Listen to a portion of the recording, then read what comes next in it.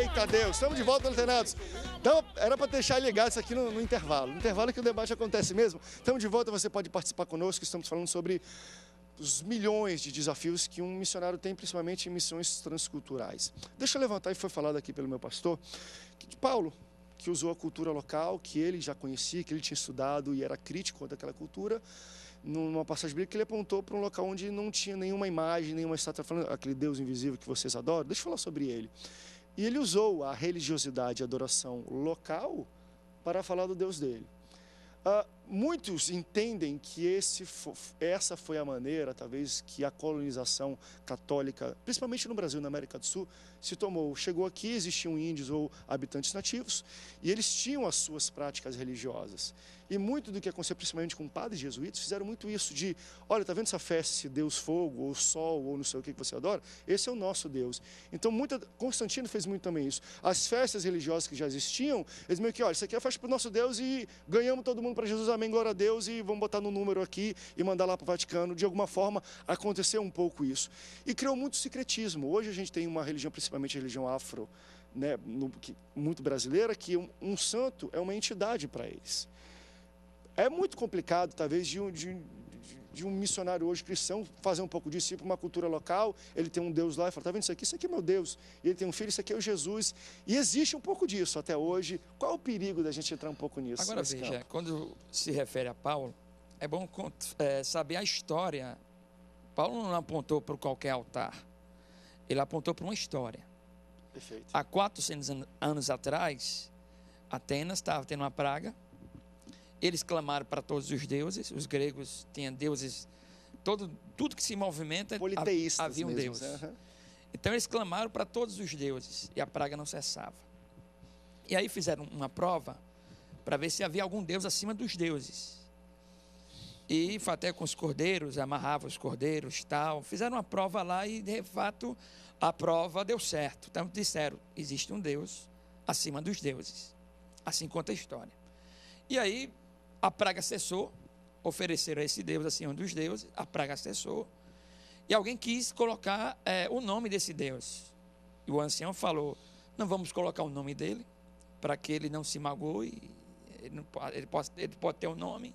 E colocaram um altar ao Deus desconhecido. 400 anos depois, Paulo aponta para esse altar e diz, esse Deus é o Criador dos céus e da terra. Agora veja que diferença. Não havia forma, não havia uma história de um Deus. Ele aponta a quem a história se referia, que havia um Deus acima dos deuses. Então, Paulo aqui não pega um elemento da cultura e substitui, ele não faz isso. Perfeito. Ele define, esse Perfeito. É o Deus dos deuses. Diferente do que aconteceu na Idade Média, que substituía um Deus pagão por um Deus, o Deus cristão. Um santo ou qualquer outra figura. Eu sou contra que alguém pegue um elemento da cultura. O evangelho tem que ser claro. Jesus é isso aqui, Deus é isso aqui. E não pode ser, eles estão adorando, como aconteceu com a igreja. Os pagãos adoram o Deus Sol, no dia 25 de dezembro, agora vamos substituir agora para o nascimento de Jesus. Eu sou totalmente contra. O evangelho tem que ser claro. Paulo foi bem claro em relação ao Deus desconhecido. André, eu tive um professor chamado Daniel Sotelo, né, presbiteriano, que ele ensinou uma coisa interessante. Ele disse que há uma diferença entre aculturar e inculturar. Aculturar é você levar a sua cultura para o outro povo. Inculturar é o que exatamente precisa acontecer com o evangelho. Quando você leva o evangelho e o evangelho transforma o indivíduo de dentro para fora. Outra coisa interessante é nós pensarmos que o que é ortodoxia não se pode mexer. O que é ortopraxia não se pode mexer.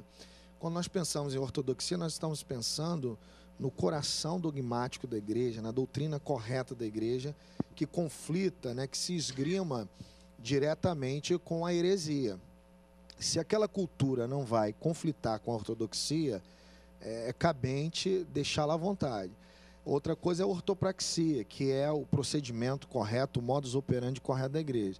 Se aquela cultura não ofende diretamente a ortopraxia, não é uma apostasia, nós podemos deixar quieto. Agora, o que não pode acontecer é uma cultura arranhar, não o corpo, arranhar o coração da doutrina, né? Às vezes você levar um arranhão no braço é uma coisa, um arranhão no coração pode te matar, né? E ocorre que muitas igrejas estão permitindo que o coração da fé cristã, a doutrina, seja atingido. Isso é perigoso. Uma outra coisa que eu queria trazer como contribuição, há uma diferença entre cultura, doutrina, costume e uso. Quando nós pensamos, por exemplo, em roupa, nós não estamos falando em costume, nós estamos falando em uso. Quando nós falamos numa fila do banco, nós estamos falando em costume. Todo mundo sabe que tem que entrar na fila do banco. Quando nós falamos doutrina, é algo imexível, nós não podemos mexer. Quando nós falamos cultura, nós estamos falando de um povo, de uma concepção ideológica de um povo, né? E aí nós temos a cultura do evangelho, porque a ideia de cultura é cultivo, né? Que é transformadora. E ela não precisa de subterfúgios e de mecanismos e outras coisas mais, né? O evangelho, ele se basta, né? Dentro dessa proposta, quando você fala de cultura, que é algo que já está na personalidade daquela pessoa, né, que foi atribuído àquela realidade geográfica, né, onde aquele povo está inserido, o evangelho vai sempre conflitar com ela. Vou lhe dizer por quê. Pense comigo. Pastor, sem te interromper, eu esqueci de falar uma coisa. Também temos, além disso, a tradição, né? E o tradicionalismo, que são coisas diferentes. Tradição é uma coisa, tradicionalismo. A tradição é boa, o tradicionalismo é ruim. Agora, pense comigo. Na questão da diferença da cultura. Vai bater, né? Vai bater. Sabe por que vai bater? Porque é o seguinte: imagine você pregando o evangelho de Jesus para uma pessoa que toda sexta-feira tem o prazer de sentar no happy hour com o colega do trabalho e tal, tomar uma cervejinha, ir para casa de táxi porque não pode nem dirigir e tal. Isso é legal, normal, na cultura dele é normal, nenhum problema. A esposa, se o cara é casado, sabe disso, ele vai chegar mais tarde e tal, porque foi com os colegas tomar uma cervejinha, tá tudo bem, mas lá rola uma piadinha, rola um bate-papo e tal, e você apresenta o evangelho de Jesus, que é transformador para a vida daquele cidadão. Se ele não mudar essa prática, alguma coisa está errada. O evangelho precisa mexer na cultura, sim, ele vai mexer, né? Então a cultura do carioca é essa. Eu estou falando de missões aqui, dentro da nossa realidade. Eu evangelizo pessoas todos os dias na minha comunidade, pessoas que são trazidas como visitantes à igreja, que se o evangelho não mudar a vida daquelas pessoas, então não houve uma conversão a Jesus. Conversão é isso, é mudança de rumo, de sentido. Então, um convertido se permite mudar pelo evangelho que o converteu. Isso é mexer na cultura. Isso serve para a realidade local, missões locais, missões transculturais, sabe? Serve para tudo. Isso eu entendo. O meu único questionamento dentro disso é que, assim, a minha visão, eu compartilho da mesma visão do senhor. Agora, quando a gente fala, por exemplo, Alemanha, a questão do tomar cervejinha, às vezes nem se aplica. Não, é outra realidade. Então, é isso que eu estou falando. Então, é muito complicado também eu pegar desculpa, não é nem minha cultura, a minha tradição brasileira. Exatamente. E eu vou lá e eu vou querer mudar as pessoas, porque...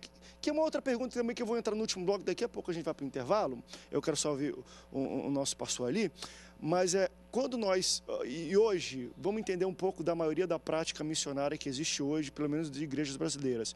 Eu não sei se os pastores sabem, eu fiz um programa sobre missões aqui, acho que o pastor Antônio participou comigo. A igreja brasileira é a segunda que mais envia missionários no mundo. Primeiro os Estados Unidos, e sempre foi, por questão cultural, financeira e tudo mais, mas o Brasil é o segundo, se eu não me engano, se juntarmos todas as igrejas todos os anos, parece que mandam de 30 a 40 pessoas todos os dias. 30 a 40 pessoas. Todos os dias estão saindo das suas igrejas, da sua cultura ou do seu rebanho ali, para fazer missões em algum lugar do Brasil ou do mundo. Então nós estamos falando nós somos aqui um celeiro missionário mesmo.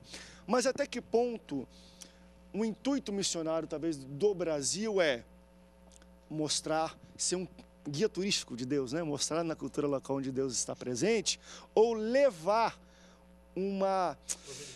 não nem proselitismo, mas levar nem cultura, mas levar uma tradição da igreja, porque missão é abrir igreja em outro local. Muitas pessoas entendem que vamos pegar e vamos abrir uma igreja na África, vamos abrir uma igreja na China, vamos abrir uma igreja. Até que ponto a gente consegue separar? Olha, abrir e implantar a igreja é uma coisa. Missão pode passar por implantar a igreja? Pode, mas nada tem a ver com isso. Missão é apresentar o evangelho para aquela cultura. A gente tem como um rápido break agora, depois a gente volta para falar um pouco sobre apertar isso. O que é missão na prática? Abrir igreja em outro local. vocês entendem como missão? Alguém que sai daqui para os Estados Unidos, para outro lugar para abrir uma igreja, né? Assembleia de Deus, lá nos Estados Unidos já vi, ministério, um bairro do Rio de Janeiro. Caramba, é diferente isso. Vamos para um rápido break. Daqui a pouco a gente volta, não sai daí. O Antenados volta aí já já.